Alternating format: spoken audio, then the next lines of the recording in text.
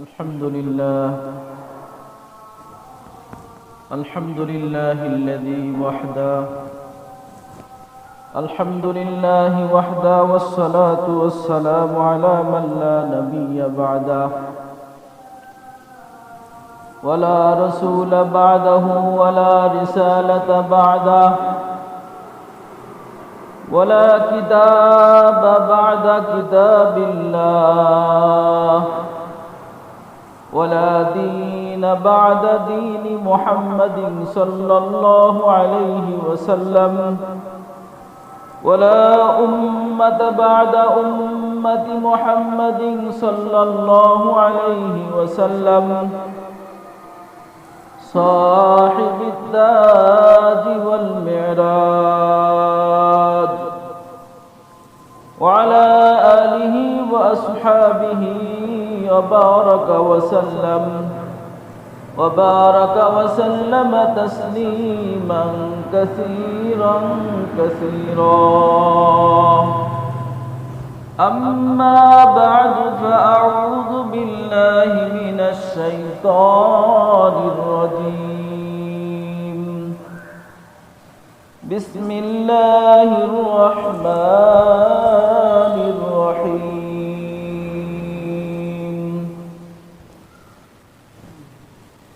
وما أرسلناك إلا رحمة للعالمين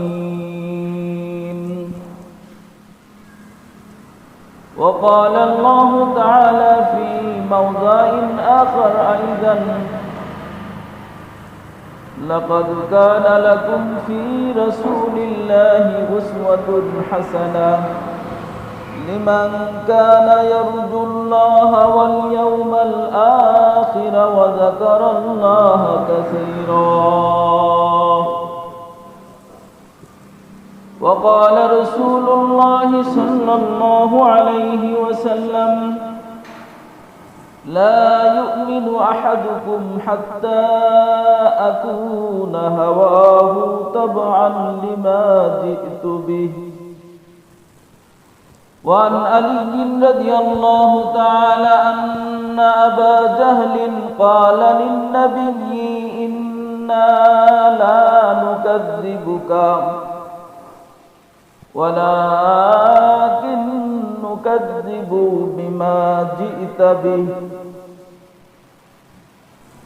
فأنزل الله عز وجل فيهم فإنهم لا يكذبونك ولكن الظالمين بآيات الله يجحدون صدق الله المولانا العظيم وصدق رسوله النبي الكريم ونحن على ذلك لمن الشاهدين والذاكرين والشاكرين والحمد لله رب العالمين أستغفر الله ربي من كل ذنب وأتوب إليه لا حول ولا قوة إلا بالله العلي العظيم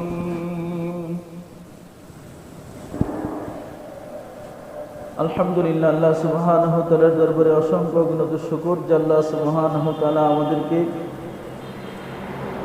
অতি দয়া করে মায়া করে ভালোবেসে সুস্থতার সাথে আল্লাহ তাআলা হায়াত দিয়ে বিগত জুমার ন্যায় আল্লাহ তাআলার ঘর মসজিদে আগে আগে আসার তৌফিক দান করেছে কালিমাত শুকর করি আলহামদুলিল্লাহ। তারই সাথে সাথে বিশ্ব মানবতার মুক্তির দিশারি বিশ্বজগতের রহমতের কান্ডারি মুহাম্মদ আরবি মহাব্বতে সকলে পড়ি সাল্লাল্লাহু আলাইহি ওয়াসাল্লাম। আল্লাহ তাআলা মানব জাতির উপরে যত নিয়ামত দিয়েছেন এই নিয়ামতগুলা যদি কেউ গুনতে চায় গুনে শেষ করা সম্ভব না। কিতাবের ভিতরে লেখা আছে যদি কোনো মানুষ চায় যে আকাশের তারকা গুনবে এটাও সম্ভব, যদি চাই মরুভূমির বালুরাশিকে গণনা করবে এটাও সম্ভব, বৃষ্টির প্রতিটা ফোঁটা ফোঁটা গণনা করবে এটাও সম্ভব, কিন্তু আল্লাহ তার বান্দা বান্দির উপরে এত পরিমাণ নিয়ামত দিয়েছে যে নিয়ামত গুণে কখনো শেষ করা সম্ভব না। এই জন্য আল্লাহ তাআলা মানুষের যে যত নিয়ামত দান করেছে তার ভিতরে সব থেকে বড় দুইটা নিয়ামত, সব থেকে বড় দুইটা নিয়ামত, এই উল্লেখযোগ্য দুইটা নিয়ামত হলো, এক নম্বর নিয়ামত হলো ইসলাম। আল্লাহ তাআলা আমাদেরকে ইসলামের মতো নিয়ামত দান করেছে। ইসলাম যে কত বড় নিয়ামত এটা আল্লাহ তাআলা বলে, আল ইয়াউমা আকমালতু লাকুম দীনাকুম ওয়া আতমামতু আলাইকুম নি'মাতি। আল্লাহ তাআলা বিদায় হজের মধ্যে আল্লাহ রাসূলের জবান মুবারকে এই ঘোষণা দিয়ে দিলেন যে আজ তোমাদের জন্য আল ইয়াউমা আকমালতু লাকুম দীনাকুম, তোমাদের দিন তোমাদের ধর্মকে আজকে আমি পরিপূর্ণ করে দিলাম। ওয়া রাদিতু লাকুমুল ইসলাম দীনা ওয়া আতমামতু আলাইকুম নি'মাতি ওয়া রাদিতু লাকুমুল ইসলাম দীনা, এবং আমার নিয়ামতকে আজকে তোমাদের জন্য পরিপূর্ণ করে দিলাম। তো আল্লাহ তাআলা যত নিয়ামত দিয়েছে তার ভিতরে উল্লেখযোগ্য বড় নিয়ামত হলো ইসলাম। ইসলামের মতো নিয়ামত আমাদেরকে দান করেছে। আরেকটা নিয়ামত হলো আল্লাহ তাআলা যত নিয়ামত দিয়েছে কোন নিয়ামতের ব্যাপারে আল্লাহ তাআলা বলেনি যে আমি তোমাদেরকে এই নিয়ামত দিছি, তোমরা কি করছো, আমি তোমাদেরকে এই নিয়ামত দিছি এই করো, আমি তোমাদের এই নিয়ামত দিছি এই করো, এরকম কোনো নির্দেশনা নাই। কিন্তু আল্লাহ তাআলা আরেকটা নিয়ামত দিয়েছে, যে নিয়ামত দিয়ে আল্লাহ তাআলা নিজেই বলতেছে, লাকাদ মান্নাল্লাহু আলাল মুমিনিনা ইয বা'আসা ফীহিম রাসূলা। আল্লাহ তাআলা ঘোষণা দেন সূরা আলে ইমরান 163 নম্বর আয়াত। আল্লাহ তাআলা ঘোষণা দেন যে আল্লাহ তাআলা মুমিনদের উপরে কত বড় নিয়ামত দিয়েছে, ইহসান করেছে, কত বড় দয়া করেছে যে তাদের মধ্যে একজন রাসূল প্রেরণ করেছে। লাকাদ মান্নাল্লাহু আলাল মুমিনিনা ইয বা'আসা ফীহিম রাসূলা, যে আল্লাহ তাআলার সবথেকে বড় নিয়ামত দুইটা, তার ভিতরে এক নম্বর হলো ইসলাম, দুই নম্বর হলো আল্লাহ তাআলা আমাদেরকে একজন রাসূল পাঠিয়েছে, আমাদের দিক নির্দেশনা দেওয়ার জন্য যে একজন রাসূল পাঠিয়েছে। এই রাসূল হলো আল্লাহ তাআলার পক্ষ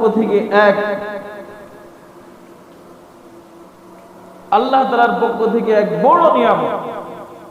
এজন্য আল্লাহ তাআলা নিজেই বলছে, লাকাদ মান্নাল্লাহু, আল্লাহ তাআলা তোমাদের পরে কত বড় দয়া করেছে, ইয বা'আসা ফীহিম রাসূলা, তোমাদের মধ্যে রাসূল প্রেরণ করেছে।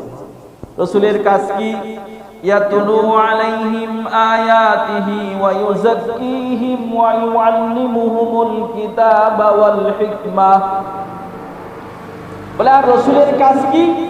রাসূল তোমাদের কাছে শুধু পাঠিয়ে ক্ষান্ত করেনি নিয়ামতের জন্য, যে রাসূল তোমাদের কাছে আল্লাহর আয়াতকে, কোরআনের আয়াতকে তোমাদের সামনে তেলাওয়াত করেছে। যখন যে আয়াত এসেছে রাসূল সমস্ত সাহাবীদের সামনে আয়াতটা তেলাওয়াত করে শোনাতেন। ইয়াতলু আলাইহিম আয়াতিহি, যে তিনি আল্লাহ তাআলার আয়াতকে তোমাদের সামনে তেলাওয়াত করেছে, অর্থাৎ কোরআন তেলাওয়াত শিখিয়েছে। ওয়া ইউযাক্কিহিম, তোমাদের অন্তরটা ছিল ময়লা যুক্ত, শিরক যুক্ত, তোমাদের অন্তরের মধ্যে ছিল গর্ব অহংকার, জাহিলি যুগের কালিমাগুলা তোমাদের অন্তর থেকে তিনি বের করেছে। ওয়া ইউযাক্কিহিম, তোমাদের অন্তরগুলোকে তিনি পবিত্র করেছে, আত্মশুদ্ধির মেহনত করেছে।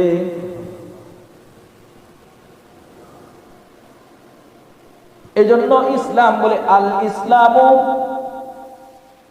ইয়াহদিমু মা কানা ক্বাবলা। ইসলাম হলো এত বড় একটা নিয়ামত, যখন কোন বেধর্মী বিজাতি অনুসরণীয় কোন মানুষ, বিধর্মের মানুষ যখন ধর্মে দীক্ষিত হয়, ইসলাম ধর্ম গ্রহণ করে, তো তার পূর্বের সমস্ত গুনাহ আল্লাহ মাফ করে দেয়।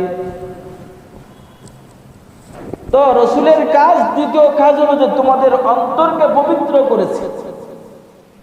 কেমন পবিত্র করেছে? যে দাহিয়াতুল কলবি রাদিয়াল্লাহু তাআলা বলে, ইয়া রাসূলুল্লাহ, ইসলাম ধর্ম গ্রহণ করেও তিনি আর্তনাদ করতেছেন, কান্নাকাটি করে। বলে কাঁদো কেন? বলে হুজুর, আমি যে সন্তানগুলা নিজে হাতে দাফন করেছি, জীবিত কন্যা সন্তানগুলা, তাদের আর্তনাদগুলা আমাকে ব্যথিত করতেছে, আমার বড় ভয় হইতেছে আল্লাহ মাফ করবে না। তখন আল্লাহ রাসূল বলে, আল ইসলামু, ইসলাম ইয়াহদিমু মা কানা ক্বাবলা, পূর্বে যত অন্যায় করে ইসলাম ধর্ম তার পিছনের সমস্ত গুনাহ মাফ করে দেয়। তো তুমি দুশ্চিন্তা করো না। বলে হুজুর, সব গুনাহ মাফ করতে পারে, কিন্তু আমি একদম শেষে যে সন্তানটাকে দাফন করেছি জীবিত অবস্থায়, এই সন্তানের হয়তো আল্লাহ তাআলা এই গুনাহ আমার মাফ করবে না। লম্বা ঘটনা। যেই সন্তান তার সফরে থাকাকালীন সন্তানটা একটু তুলনামূলক বড় হয়ে গেছিল, এই সন্তানকে সে নিয়েই নিজে হাতে যখন দাফন করতে যাচ্ছে, তো নিজেই মাটি খনন করতেছে।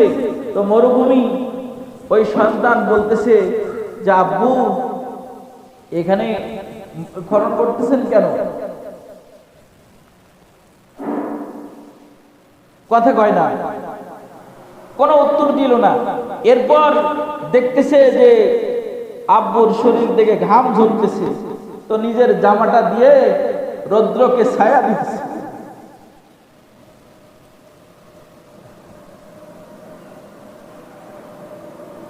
আব্বুর কাছে যে মাঝে মাঝে ঘামটা মুছে দিতেছে।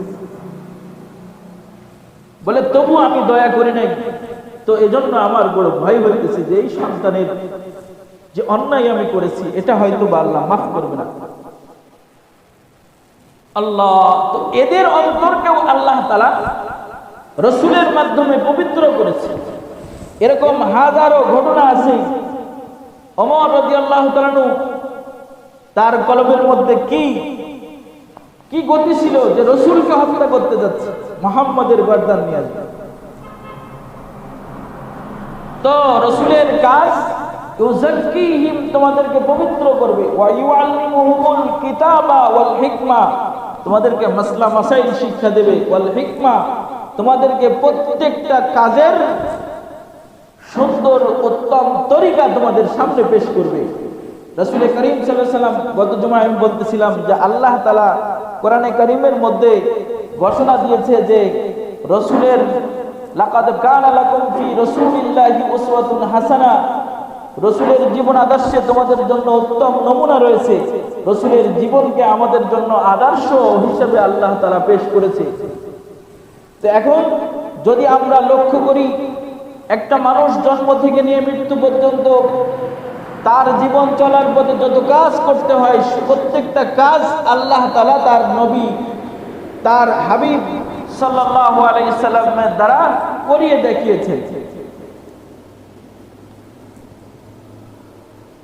রাসূল যেমন ব্যবসায়ী ছিলেন, তেমন রাসূল ক্রেতাও ছিলেন।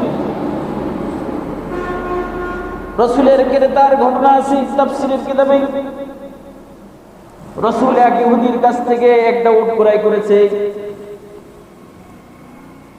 তো রাসূল উট ক্রয় করেছে, তো বলে চলো আমার সাথে, যে আমার বাড়ি থেকে টাকা নিয়ে আসবে। প্রতিমধ্যে ইহুদিরা জিজ্ঞাসা করছে উট কত বিক্রি করছে? বলে 10 রিয়াল। বলে 10 রিয়াল? আমি 15 রিয়াল দিচ্ছি। কিন্তু আল্লাহ রাসূল বলেছে এবং শরীয়তে নিষেধ, একটা বিক্রিত জিনিস পুনরায় বিক্রি হতে পারে না। তো পরে টাকা বেশির কারণে ও দাবি করেছে যে না, এটা মুহাম্মদ সাল্লাল্লাহু আলাইহি সাল্লাম কেনে নাই, এই ব্যক্তি কিনেছে। তো এর জন্য সালিশ বসেছে, সালিশ। তো এক সাহাবী আল্লাহর কসম দিয়ে সাক্ষী দিতেছে যে আমি সাক্ষী দিচ্ছি যে এই উট আল্লাহর নবী কিনেছে এবং আল্লাহর নবীর এই আল্লাহ রসুল বলে, ও সাহাবী, উট যখন ক্রয় করছিলাম তখন তো আমি আর সেই বিক্রেতা আর ক্রেতা আমি ছাড়া আর কেউ ছিল না, তুমি তো ছিলে না, তাহলে তুমি সাক্ষী দিচ্ছ কি করে? আল্লাহ।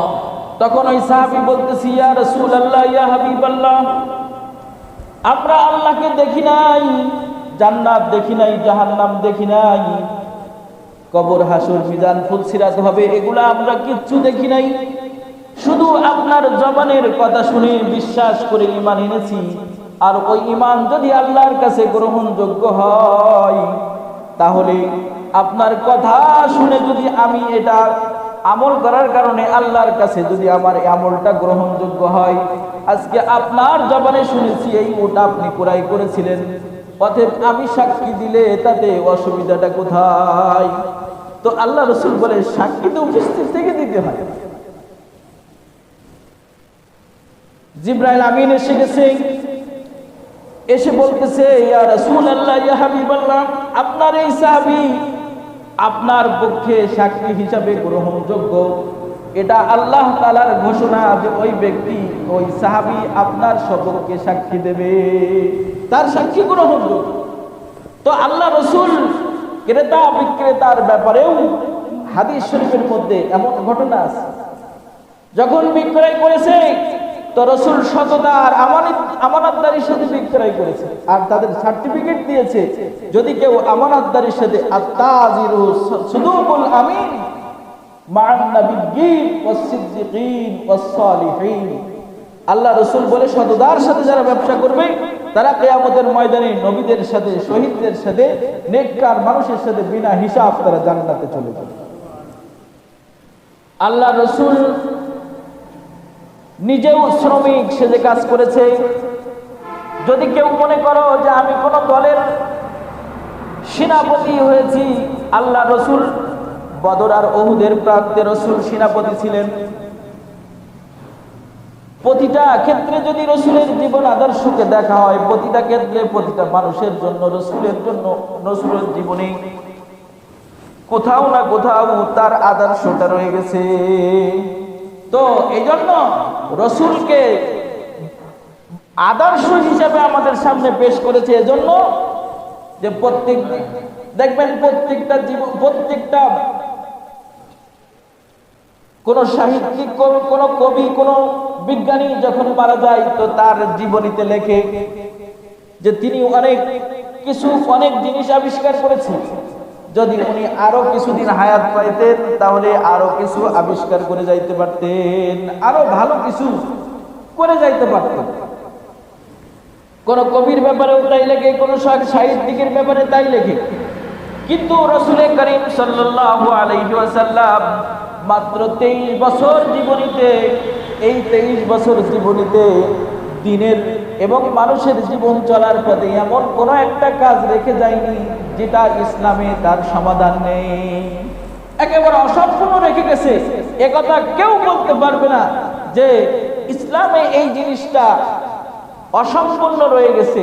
এটার সিদ্ধান্ত ইসলাম এবং ইসলামের নবী মুহাম্মদুর রাসূলুল্লাহ সাল্লাল্লাহু আলাইহি সাল্লাম তার জীবন ইতিহাসে এর কোনো সিদ্ধান্ত নেই, এমন কোনো একটা কাজ রেখে যান। এমনকি আল্লাহ রাসূল, আল্লাহ তাআলা বলে, ওমা আরসালনাকা ইল্লা রাহমাতাল লিল আলামিন, নবী মুহাম্মদুর রাসূলুল্লাহ সাল্লাল্লাহু আলাইহি ওয়াসাল্লামকে আল্লাহ তাআলা সকল জাহানের মানুষের জন্য আল্লাহ তাআলা রহমত স্বরূপ পাঠিয়েছে। এজন্য রাসূলের প্রত্যেকটা কাজ রহমত, রাসূলের হাসাটা রহমত, রাসূলের হাঁটাটাও রহমত, রাসূলের দোয়াও রহমত, রাসূলের কথাটাও রহমত।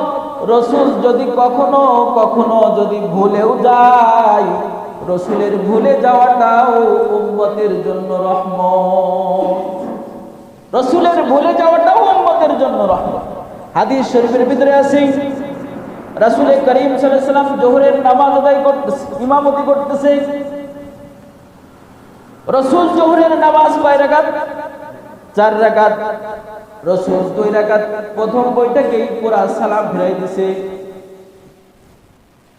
একজন সাহাবী ছিলেন, তাকে হাদিসের ভাষায় তাকে বলা হয় জুলবিজাদাইন, মানে তার হাত একটু তুলনামূলক লম্বা ছিল। তো ওই সাহাবী বলতেছি, ইয়া রাসূলুল্লাহ, সালাতু কুসিরতা আম নুসিতা না আম নাসিতা, আপনি কি নামাজ ভুলে গেছেন নাকি আল্লাহ ছোট করে দিয়েছে? কুসিরতা কমায় দিয়েছে, আম নাসিতা অথবা আপনি কি ভুলে গেছেন? রাসূল বললেন যে ভুলিও নাই। রাসূল বললেন নুসিতু, আমাকে ভুলাইয়া দেওয়া হয়েছে।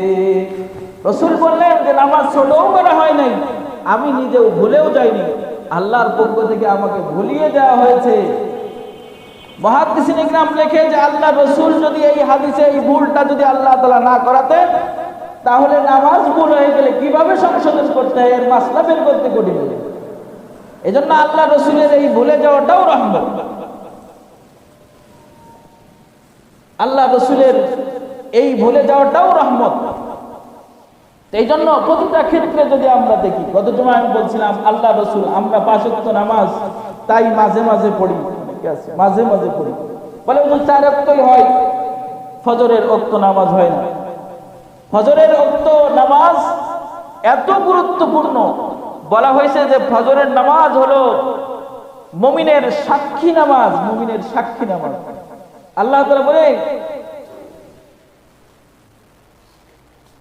সুন্নাতা মান ক্বাদ আরসালনা ক্বাবলাকা মির রাসূলিনা ওয়া লা তাজিদু লিসুন্নাতিনা তাহবিলা আকিমিস সালাতা লিদুলুকিশ শামসি ওয়া গাসাকিল লাইল ওয়া কুরআনাল ফাজর ইন্না কুরআনাল ফাজরি কানা মাশহুদা।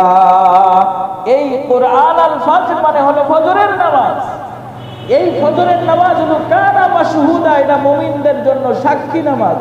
মুমিনরা যদি ফজরের নামাজ জামাতের সাথে যারা পড়ে, ফেরেশতারা তাদের মুমিন হওয়ার ব্যাপারে আল্লাহর আদালতে সাক্ষী দেবে। সুবহানাল্লাহ। তো আমরা তো নামাজ মাঝে মাঝে পড়ি, আল্লাহ রাসূল দৈনিক 8 ওয়াক্ত করে নামাজ পড়তেন। বলছিলাম গত জুমায় যে 5 ওয়াক্ত নামাজ তো পড়তেনই, ইশরাক, চাশ, তাহাজ্জুদ, আল্লাহ রাসূল তার জীবদ্দশায় কখনো নামাজ ছুটায়নি। তো এই 8 ওয়াক্ত নামাজ রাসূল দায়মি ভাবে পড়তেন। আর আমরা তার উম্মত হয়ে রাসূলের নামাজের ব্যাপারে আমাদের জন্য উত্তম আদর্শ রাখিনি যে রাসূল তো 8 ওয়াক্ত নামাজ পড়েছে, তুমি 5 ওয়াক্ত নামাজই পড়তে পারো না, তুমি নবীর কিসের উম্মত? আল্লাহ। তো নামাজের ব্যাপারে উসওয়া, কেমন নামাজ পড়েছে আল্লাহ রাসূল। হযরত মুগীরা রাদিয়াল্লাহু তাআলা আনহু বলেন যে একদিন আমি লক্ষ্য করলাম আল্লাহ রাসূলের পা ফুলে গিয়েছে। নামাজ পড়তে পড়তে রাসূলের পা মোবারক ফুলে গেছে। আমি জিজ্ঞাসা করলাম, লিমা তাসনা হাযিহি ইয়া রাসূলুল্লাহ, আপনি এটা কি করতেছেন?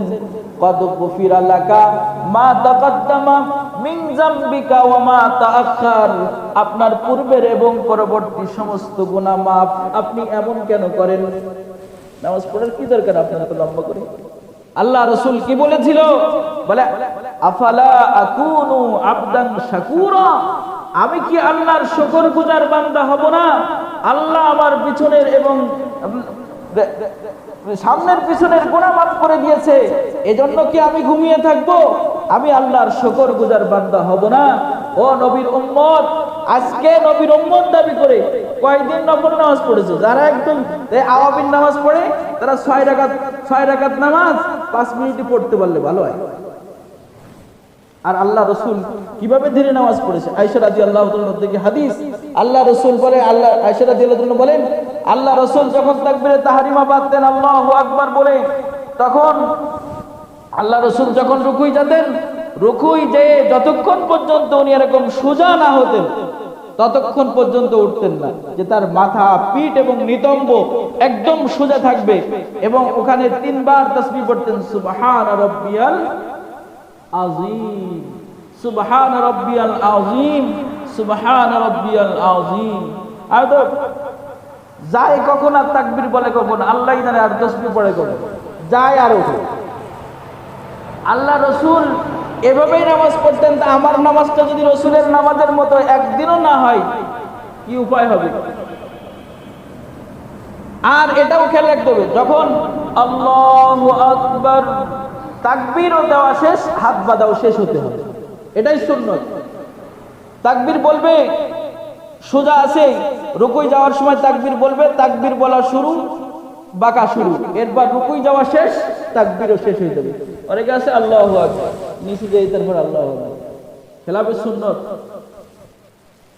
যখন ওঠাতেন তখন ওরকম, যতক্ষণ পর্যন্ত রসুল এইভাবে সোজা না হতেন ততক্ষণ উঠতেন না। তো আমার রুকু সিজদাটা রসুলের রুকু সিজদার মতো হয় কিনা, এ কথাটা কি কোনোদিন চিন্তা করেছি? এ কথাটা কোনোদিন ভাবিনি যে আমার রুকুটা রসুলের রুকুর মতো হলো কিনা। রসুল কি বলেছে? বলে সাল্লু কামা রাআইতুমুনি উসাল্লি। এক সাহাবী নামাজ পড়ছে, আল্লাহ রসুল ডাক দিচ্ছে, কি করলে? বলে আমি নামাজ পড়লাম, এই ওয়াক্তের নামাজ। বলে যাও আবার নামাজ পড়ো। ইন্নাকা লা তুসাল্লি, তুমি নামাজ পড়ো নাই, যাও আবার নামাজ পড়ো। আবার আসছে তৃতীয়বার আল্লাহ রসুলের কাছে যখন আসছে তখন আবার বলছি ইন্নাকা লাম তুসাল্লি, তুমি নামাজ পড়ো নাই, তুমি নামাজ আদায় করো নাই। তখন বলতেছে যে আল্লাহর কসম, এর থেকে ভালো নামাজ আমি আর জানি না। তখন আল্লাহ রসুল নামাজ পড়লেন আর বললেন সাল্লু, তোমরা এভাবে নামাজ পড়ো, কামা রাআইতুমুনি উসাল্লি, আমাকে যেমন নামাজ পড়তে দেখতেছো এভাবে নামাজ পড়ো। এই নামাজ রসুলের বানানো নামাজ না, এটা জিব্রাইল এসে রসুলকে দেখাই গেছে এই নামাজ এই সময় এভাবে পড়তে হবে। ওই আমার নামাজটা সুন্দর হোক এ কথা কেউ চিন্তা করে না, কিন্তু আমার ব্যবসা ভালো হোক এর জন্য বহু চিন্তা ভাবনা পরামর্শ হয় কি হয় না? যখন রুকুই যেতেন, রুকুর থেকে উঠতেন, সিজদায় আল্লাহ রসুল সোজা ভাবে যেতেন। বলেন যে মুহাদ্দিসিন ইকরাম লিখেছে, নামাজের ধ্যান আর নামাজ মানুষের গুনাহ থেকে বাঁচাবে, এত সোজা যে নামাজের মধ্যে কখন তোমার নাক কখন যেতে হয়, নাক আগে যাবে না কপাল আগে যাবে? যাওয়ার সময় নাক আগে যাবে, কপাল পরে যাবে। ওঠার সময় কপাল আগে উঠবে, নাক পরে উঠবে, এরপর হাত উঠবে, এরপর হাঁটু উঠবে। তো এগুলাও যদি খেয়াল না করে তাহলে সে কিসের নামাজ পড়ে? আল্লাহ রসুলের কি নামাজ? বলে যে নামাজ পড়তে পড়তে পা ফুলাই ফেলছে, আল্লাহ রসুল বলে আফালা আকুনু আবদান শাকুরা, আমি কি শুকরগুজার বান্দা হব না? কেন নামাজ পড়ব? তো আজ আমার নামাজ আর রসুলের সিরাতের নামাজ, রসুলের আদর্শের নামাজ কোথায়? তাকবীর। এবার আরেকটা মাসলা খুব মনে রাখি, এই মাসলাটা আল্লাহ রসুলের কাছে যখন ওহী নাযিল হয়েছিল, ইকরা বিসমি রাব্বিকাল্লাযী খালাক, রসুল তখন পড়তেছিলেন।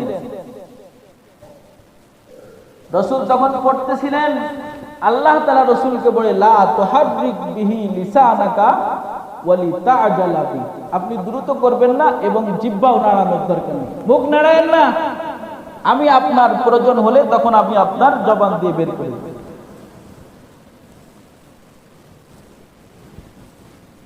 আল্লাহ, তো রসুল কিভাবে মুখ নাড়িয়েছেন এটা বুখারীতে আমরা যখন এই হাদিস পড়েছি, আমাদের হুজুরদের কাছে যখন এই হাদিস পড়েছি যে রসুলের কাছে ওহী নাযিল হওয়ার সময় রসুল কিভাবে মুখ নাড়াতেন, এই মুখ নাড়ানো রসুল আমাদের রসুলের মুখ নাড়ানো আমাদের হুজুর আমাদের নকল করে দেখাইছে যেমন ভাবে। এবং উনি বলেছে যে আমি আমার হুজুরের কাছ থেকে দেখেছি যে রসুল কিভাবে মুখ নাড়াতেন। দেখবেন আপনারা রসুলের এই একটা আমল বরকতি জিনিস। আল্লাহ, তো রসুল যখন ওহী নাযিল হতেন রসুল মুখ নাড়াইছে এভাবে।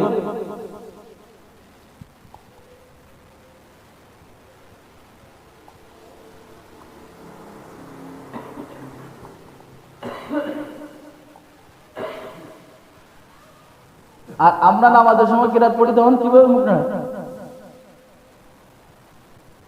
এই মুখ নাড়ানো শিখতে হবে। মুহাদ্দিসিন ইকরাম বলেছে নামাজে যখন তুমি আস্তে কিরাত পড়ো আর তাশাহুদ পড়ো তখন তুমি ওরকম স্পিরিট এরকম চালালে হবে না, স্পিড বোর্ড চালালে হবে না, ওরকম ধীরে ধীরে পড়তে হবে। বলেন যে আরবি শব্দগুলা যদি সহি করে পড়তে হয়, যদি উচ্চ স্বরে পড়লে, আস্তে পড়ার সময় কি ওই শব্দ দিয়ে পড়লে হবে নাকি বাংলা কিরাত পড়লে হবে? ওই সময় কি দিয়ে পড়তে হবে? তাহলে সূরা ফাতিহা পড়তে যত সময় তোমার জোরে পড়তে লাগে তার 3 ভাগের 1 ভাগও যদি না লাগে আস্তে পড়লে, তাহলে তার কিরাত পড়া হয় না। এটা হইছে? মুহাদ্দিসিন ইকরাম বলে যে কিরাত আস্তে পড়ার সময় এভাবেই পড়তে হবে। কিন্তু আমরা কিরকম পড়ি? মাঝে মাঝে আমার পিছনে পড়ে অনেকে, আমি শুনি গতিটা কেমন থাকে। মানে ওই যে আগে আমরা ছোটবেলায় ওই যে তারাবির করে 4 রাকাতের পরে পরে যে সুবহানাল্লাহিল মুলকি সুবহানাল্লাহিল রূহ কই এটা শেষে টান দিত। আমরাও তো ছোটবেলায় তখন ওই দোয়া মুখস্থ নেই, ওইরকম আমরা ওকে তালের ধরে রূহ কই টান দিতাম। এটাই খালি শোনা যায়, মাঝখানে গোলমাল বাস। এখন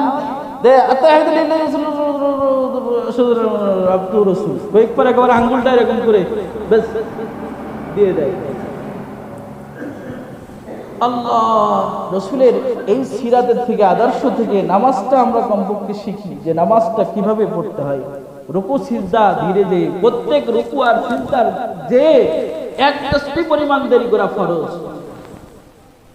ওই ওয়াজিব। এটা যদি কেউ যদি না দাঁড়ায় তাহলে তার ওয়াজিব তরফ হলো। এক তাসবিহ পড়তে গেলে যা সময় লাগে তার 3 ভাগের 1 ভাগ সময় 3 বার বলে অনেকে আমরা উঠে যাইতে পারি।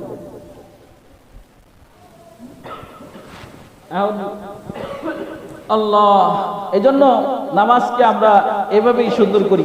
আর রসুলের সিরাতের থেকে, রসুলের আদর্শ থেকে যদি রোজা নিতে, রোজা ফরজ রোজা তো আছেই যে ফরজ রমজান মাসে ফরজ রোজা রাখবে, কিন্তু আল্লাহ রসুলের এমন কোন সপ্তাহ, এমন কোন মাস ছিল না যে মাস রসুলের ইতিহাসে, জীবন ইতিহাসে যে মাস আর যে সপ্তাহটাই একটাও রোজা রসুলের জীবনে ছিল না, এমন কোন সপ্তাহ আর মাস আল্লাহ রসুলের অতিবাহিত হয়নি।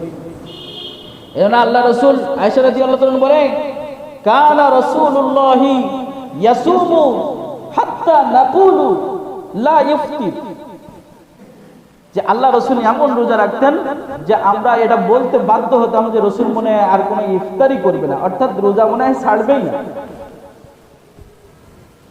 এছাড়াও রসুল লাগাতার 3 দিন পর্যন্ত না খেয়ে রোজা রেখেছেন, রাত দিনে কিছু খাইতেন না 3 দিন পর্যন্ত। কোন কোন সাহাবীরা এটা অনুসরণ করা শুরু করলো। আল্লাহ রসুল তখন বললেন যে আইয়ুকুম মিসলি, তোমাদের ভিতরে কেউ আছো কি আমার মতো? ইন্নী আবিতু ইয়াতু'আমুনি রাব্বি ওয়া ইয়াসকিন, বলে আমি যখন রাত্রে ঘুমাই তখন আমার রব আমাকে খাওয়ায় এবং পান করায়। সুবহানাল্লাহ, বলে আমার রব আমাকে খাওয়ায় পান করায়। তোমরা কি কেউ আছো আইয়ুকুম মিসলি, যে আমার মতো তোমরা রোজা রাখবে? তোমরা রোজাও রাখবে, কখনো ছেড়ে দেবে, তোমরা রাত্রে ঘুমাবে, আবার কখনো ইবাদত বন্দিগি করেও কাটাবে, লাগাতার তোমরা এইভাবে করতে পারবে না, এটা নিষেধ। তো সহজ পন্থা কি বলে দিয়েছে রসুল? বলেন যে যদি কেউ পারো তাহলে তোমরা আমার উম্মতেরা প্রতি মাসে 3টা করে রোজা রাখো। কারণ রাসূলুল্লাহ সাল্লাল্লাহু আলাইহি ওয়াসাল্লাম ইয়াসুমু কুল্লা শাহরিন সালাসাতা, আল্লাহ রসুল প্রত্যেক মাসে 3টা করে রোজা রাখতেন। আরবি তারিখে 13, 14, 15, এই 3টা করে রোজা যদি প্রত্যেক মাসে রাখে তাহলে 12 মাসে 36টা রোজা রাখার কারণে আল্লাহ তাআলা ওই বান্দার আমল নামায় পুরা বছর রোজা রাখার সওয়াব লিখে দেবে। সুবহানাল্লাহ। এরপর আল্লাহ রসুল বলেন যে আয়েশা রাদিয়াল্লাহু তাআলা বলেন যে আল্লাহ রসুল সপ্তাহে 2 দিন রোজা রাখতেন, যে ইয়াউমুল ইসনাইন ওয়াল খামিস, যে একটা হলো সোমবার আর একটা হলো বৃহস্পতিবার আল্লাহ রসুল রোজা রাখতেন। আল্লাহ রসুলের কাছে জিজ্ঞাসা করা হয়েছে যে আপনি সোমবারে রোজা রাখেন কেন ইয়া রাসূলুল্লাহ? বলে ওই দিন আমি জন্মগ্রহণ করেছি এবং ওই দিন সর্বপ্রথম আমার কাছে ওহী নাযিল হয়, শুকরিয়া স্বরূপ আমি রোজা রাখি। আমাদের রসুল সপ্তাহে 2 দিন রোজা রেখেছে। তুমি শুধু জিলাপি খাওয়ার উম্মত তলে হলে হবে না। যখন আযান দেয় আর যখন ইকামত দেয় তখন আশহাদু আল্লাহ মুহাম্মাদুর রাসূলুল্লাহ বলি পড়ে অনেক ভক্ত আছে দেখি যে রসুলের একেবারে আশেকের রসুল, একেবারে দাড়ি নেই, টুপি নেই, কিছু নেই, আঙ্গুল চষ্টি মনে হয় একেবারে আঙ্গুল চষলেই রসুলের মহাব্বত প্রকাশ হয় না। তুমি যদি পারো সপ্তাহে 2 দিন করে রোজা রাখো, দেখবে রসুলের আদর্শের মধ্যে আছে যে রসুল সপ্তাহে 2 দিন রোজা রাখতেন। তুমি রাখো রোজা, তাহলে বোঝা যাবে না যে নবীর কত মহাব্বত তোমার। তো এই গেল রোজা। যদি যাকাত দান সৎকার ব্যাপারে যাই, দান সৎকার তো ফরজ আছেই, যেগুলা যার ফরজ হবে সে 40 ভাগের 1 ভাগ যাকাত দিতে হবে। কিন্তু আল্লাহ রসুল কি করতেন? আল্লাহ রসুলের কাছে যখন কোনো যুদ্ধের ময়দান থেকে মাল সম্পদ আসতো, রসুল যতক্ষণ ওটা বন্টন করা না হতেন ততক্ষণ রসুল এক ঘটনার ভিতরে আসছে, বিলাল রাদিয়াল্লাহু আনহু বলে, যেরকম রাত্রে ঈশার সময় ঈশার নামাজের আগে পরে এরকম এক এলাকা থেকে ট্যাক্স জিজিয়া কর মুসলমানরা নিয়ে আসছে, এই করে নিয়ে আসার পরে মসজিদে নববীর সামনে জমা করে রাখা হয়েছে। আল্লাহ রসুল একটা নজরের জন্য, একটা বারের জন্য ওদিক ফিরে তাকাননি। ফজরের নামাজের পরে সালাম ফিরে এরকম করে বসে গেছে আর বলছে যে ভাগ করে দিতে থাকো, দিতে থাকো, দিতে থাকো, দিতে থাকো। যখন একদম শেষ হয়ে গেছে তখন আল্লাহ রসুল নিজের জামা আর পরিহিত বস্ত্রটা এমন করে ঝেড়ে তারপর উঠলেন যেন ওর গায়ে একটু যেন ধুলা বালিও আমার লেগে না থাকে শরীরে। এখানে পারবো পারবো এই নবীর সুন্নাত এটা আদায় করতে? হ্যাঁ, আল্লাহ রসুল সব দান করতে বলেনি, এটা আল্লাহ রসুলের জন্য পৃথক একটা, যে আল্লাহ রসুল দুনিয়া বেরাগী জীবন যাপন করেছে। কিন্তু যার বাবা বলে আমার দিক করে তাকাইলি, আমার দিক করে তাকাইলি, গরিব করিস, এখন আর কি করা যাবে? তুই গরিব করিস, তোর ক্ষমতা থাকলে তুই বড় লোক হওয়া দিই গ্রাম বাড়ি, তুই গরিব করিস কি করে যাবে? মানে আল্লাহর পরে তুমি অভিযোগ করো, পচিয়ে ফকির বানাতে তুমি মানুষের কাছে সেই খাবার না খেয়ে থাকবে, এরকম বানাতে পারে না আল্লাহ। তুমি তোমার গরিবের দেখো, তুমি তো তেলাপিয়া মাছ কিনে নিয়ে বাড়ি যাচ্ছ, অনেকে তো তরকারিও নিয়ে যাইতে পারে নাই, অনেকের বাড়ি ঘর চাল নাই, সে কি করতেছে? তুমি এই নাশুকরি কেন আদায় করো? ওই যে পুরো ট্যাংরা মাছ কিনে দিছে, তুমি ওটা দেখবে কেন? দুনিয়ার ব্যাপারে তুমি তোমার নিচের মানুষকে দেখো, আখিরাতের ব্যাপারে, দিনের ব্যাপারে তুমি তোমার বড় যে আছে তাকে দেখো, যে ওই ভাই তেলাওয়াত করে, 5 ওয়াক্ত নামাজ জামাতের সাথে আদায় করে, আওবিল পড়ে, চাষ পড়ে, ইস্তাস পড়ে, দান করে, সদকা করে, যাকাত দেয়, কত ইবাদত বন্দেগী করে। কই আমি তো কিছু করতে পারতেছি না, এটা তো করো না।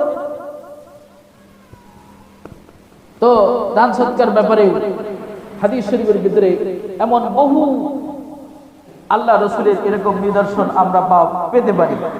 তো আজকে আমি একটা আরজ, কেউ আমাকে বলিনি, আমার মনে চেয়েছে তাই বলছি। যদি কোনো সহৃদয়বান ব্যক্তি এখানে থাকেন, যদি মনে চায়, আল্লাহ যদি তার দান কবুল করে, তাহলে শীতের সময় এই যে ঠান্ডায় দেখেন কিভাবে বসছি, অনেক জায়গায় মসজিদে গেলে দেখা যায় তাদের গালিচা গুলা, তাদের কার্পেট গুলা কত উন্নত, তাই না? আসলে এমনই হওয়া দরকার। আল্লাহর ঘরের প্রত্যেকটা জিনিসই উন্নত হওয়া দরকার, দামি হওয়া দরকার। আমার ঘরের ফ্লোরটা ফাঁকা, তাই সেখানে যদি একটা দামি যদি কার্পেট আমি বিছাতে পারি, তাহলে আল্লাহর ঘরে ওরকম একটা কার্পেট যদি আমি দান করি, হতে পারে আল্লাহ তাআলা এর ওসিলায় জান্নাতে আপনার আমার জন্য আল্লাহ তাআলা ফয়সালা করে দিতে পারে। এজন্য যদি কারোর ইচ্ছা থাকে, যদি কেউ চাই, তাহলে আমাদের এই মসজিদ দেখেন, এই যা আছে এর ভিতরে এক এক কাতার যদি একটা করে কার্পেট আমরা কিনে দেই, যদি একা না সম্ভব হয় তাহলে কয়েকজন মিলে, নিজের ভাই বন্ধু আপনজন এরকম মিলে যদি একটা পরামর্শ করে যদি একটা করে কার্পেট যদি ব্যবস্থা হয়ে যায়, আল্লাহর ঘরের কার্পেট যদি হয়ে যায়, হইতে পারে এই কার্পেটটা আমার আপনার জান্নাতে যাওয়ার জন্য ওসিলা হয়ে যাবে। কি বলেন, কথা ঠিক কিনা? তো এই জন্য সবার কাছে আমার দরখাস্ত, সবাই এই জিনিসটা একটু মাথায় নেই, 10-এর লাঠি 1-এর বোঝা, তাই না? কেউ একজন কিনতে গেলে কঠিন হয়ে যাবে। যদি এরকমও না পারি, তাহলে কয়েকজন মিলে যদি এরকম সম্ভব না হয়, তাহলে আমাদের কাছে টাকা দিলেও আমরা অন্যের সাথে অ্যাড করেও দিতে পারি। কেউ কারোর সাথে বলতে লজ্জাবোধ করলে কেউ যদি টাকা দিয়ে দেয়, তাহলেও কেনার সম্ভব। তারা বলে দেখেন কত ঠান্ডার মধ্যে, এখানে তো আজ হোক কাল হোক লাগবেই, এরপরে আমাদের ওই মসজিদে বারান্দায় মাঝে মাঝে মাগরিবের সময় দ্বিতীয় কাতরেও লোক হয়ে যায়। উপরে ভিতরে তো উপরে ইসের পরে একটা নরম কাপড় আছে, কিন্তু বাইরে নেই। তো ওইটা তো চলতেছে আপাতত। এখানে যদি ব্যবস্থা হয়ে যায়, তো এইখানের জন্য যদি কেউ দিতে চান তাহলে আল্লাহ তাআলা কাছে দোয়া করি, আল্লাহ তাআলা তার দানকে কবুল করুন। তো আরেকটা কথা হলো যে মসজিদের আলোচনা বহুদিন হয়নি, কিন্তু এবার আমাকে বলা হয়েছে যে মাল আমাদের রেডি, এই মাসের শেষে হয়তো আমাদের এখানে পৌঁছে যাবে। এজন্য সামান্য একটু মেসেজ দিয়ে রাখতেছি, সেটা হলো যে এই কাজ যখন শুরু হবে তখন কে দিতেছে কে করতেছে তাই আমি করব না এমন না, যে ওরা তো করতেছে এমন না। আমি শুধু একটা ছোট্ট হাদিসটা একটু বলতে চাই যে আল্লাহ রাসূল বলেছে, মান বানা লিল্লাহি মাসজিদান বানাল্লাহু লাহু বাইতান ফিল জান্নাহ। এই হাদিসের অর্থ মুহাদ্দিসিনে এমন করেছে যে কোন ব্যক্তি যদি আল্লাহর সন্তুষ্টির জন্য ছোট্ট একটা মসজিদ তৈরি করে, আল্লাহ তাআলা তাকে জান্নাতে বড় একটা বিল্ডিং দেবে। বলেন, ছোট্ট যদি মসজিদ হয় তাহলে সেখানে নামাজ পড়া যায়? ছোট্টর কোনো আকার রাসূল বলেননি, বলেছে ছোট্ট একটা মসজিদ যদি কেউ তৈরি করে বড় একটা জান্নাত দেবে। অন্য হাদিস শরীফের মধ্যে আল্লাহ রাসূল বলেন যে একটা যদি কেউ যদি পাখির বাসা পরিমাণ, পাখির বাসার মতো একটা মসজিদ তৈরি করে, আল্লাহ তাআলা তাকেও বড় জান্নাত দান করবে। বলেন, পাখির বাসার মতো যদি মসজিদ হয় তাহলে ওখানে মেহরাবটাকে রাখা যাবে? এই নামাজ পড়বে কি করে? মুহাদ্দিসিন ইকরাম এই হাদিসের ব্যাখ্যায় লিখেছে যে আসলে আল্লাহ রাসূল ছোট্ট মসজিদের কথা বলেননি, বলেছে যে আমার উম্মতের মধ্যে কেউ আছে 5 লাখ টাকা দিতে পারে, কেউ আছে একটা মসজিদ বানাই দিতে পারে, কেউ আছে 5 টাকাও দান করতে পারে, আছে না? কেউ আছে হয়তো 50 ব্যাগ দিতে পারে মসজিদে সিমেন্ট, কিন্তু কেউ আছে 1 ব্যাগ দিতে পারে। তো যে 1 ব্যাগ মসজিদ দিল সে কি এই হাদিসের সুসংবাদ থেকে কি সে বঞ্চিত হয়ে যাবে? এজন্য আল্লাহর নবী একথা বলেছে যে কোন ব্যক্তি যদি 1 ব্যাগ সিমেন্ট দেয়, 5 কান ইটের টাকা দেয়, ও যেন কেমন ছোট্ট একটা মসজিদ বানালো, ওই ব্যক্তিকেও আল্লাহ তাআলা বড় একটা জান্নাত তাকে পুরস্কার দেবে। তো সে 5 কান ইট দিল, ওই 5 কান ইট কেমন যেন তার ছোট্ট একটা মসজিদ বানানোর মাকামে হয়ে গেল, জায়গায় হয়ে গেল, যে সে ছোট্ট মসজিদ বানাইলো। এই জন্য আল্লাহ রাসূল ছোট্ট মসজিদের কথা বলেছে যে ছোট্ট মসজিদ বানাইলে বড় জান্নাতে আল্লাহ তাআলা ঘর দেবে। এই জন্য যারা পারি 1 ব্যাগ সিমেন্ট, 5 ব্যাগ সিমেন্ট, 500 টাকা, 200 টাকা, 100 টাকা, 2 টাকা, 5 টাকা আল্লাহর ঘরের দান। কারোর কাছে মনে করেন কি 10 লাখ টাকা আছে, সে 1 লক্ষ টাকা দান করলো। কারোর কাছে 1000 টাকা আছে, সে যদি 200 টাকা দান করে, ওই 1 লাখ টাকার চেয়ে এই টাকা বেশি দান করেছে। কে বেশি দান করেনি? ওর কাছে 10 লক্ষ টাকাতে 1 লক্ষ দান করেছে, আর এর কাছে 1000 টাকাতে যদি 200 টাকা দান করে, এতই বেশি দান করেছে। এই জন্য কারোর দান ছোট না, সবাই এখানে দান করবেন, আল্লাহর ঘর অন্তর খুলে দান করবেন। আল্লাহ তাআলা আমাদের সকলকে তৌফিক দান করুক।